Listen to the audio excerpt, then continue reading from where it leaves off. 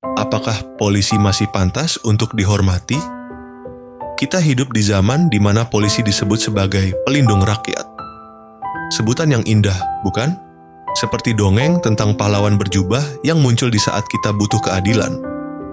Tapi sayangnya, dalam dongeng modern, jubah itu seringkali berlumuran noda. Entah itu korupsi, penyalahgunaan kekuasaan, atau sekadar ketidakefektifan yang membuat kita bertanya-tanya. Apakah polisi masih layak dihormati? Mari kita tinjau dari sudut pandang psikologi. Dalam psikologi sosial, ada konsep obedience to authority, sebagaimana dikemukakan Stanley Milgram. Eksperimennya membuktikan bahwa manusia cenderung patuh pada otoritas. Bahkan ketika otoritas itu menyuruh mereka melakukan hal yang tak bermoral. Nah, ini menarik. Apakah kita menghormati polisi karena benar-benar percaya pada mereka? Atau karena sejak kecil kita dicekoki doktrin bahwa polisi itu harus dihormati? Dalam filsafat, kita mengenal Plato yang mendambakan philosopher king, pemimpin bijak yang mengutamakan keadilan.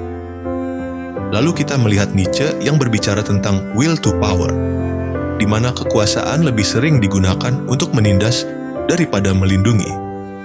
Sekarang, mari kita lihat polisi kita. Mereka seharusnya adalah penjaga keadilan. Plato pasti senang.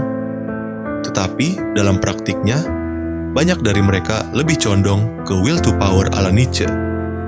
Menggunakan seragam sebagai alat dominasi, bukan perlindungan. Tentu tidak semua polisi buruk. Selalu ada segelintir individu yang benar-benar berjuang demi hukum dan keadilan. Namun, seperti dalam teori probabilitas, satu apel busuk bisa merusak satu keranjang penuh. Dan jika satu apel busuk dibiarkan membusuk bersama yang lain, apakah kita masih bisa menyebut keranjang itu layak dihormati? Mungkin kita harus bertanya ulang, apakah polisi layak dihormati karena mereka adalah polisi? Atau apakah penghormatan itu harus diperoleh berdasarkan tindakan? Jika jawabannya adalah yang kedua, maka sebaiknya mereka mulai introspeksi. Karena di luar sana, semakin banyak orang yang melihat mereka bukan sebagai penjaga keadilan, tapi sebagai simbol dari sistem yang, patuh pada kekuasaan, bukan pada rakyat. Jadi, apakah polisi masih layak dihormati? Jawaban terbaik mungkin bukan iya atau tidak, tapi sebuah pertanyaan lain. Apa yang sudah mereka lakukan untuk benar-benar layak dihormati?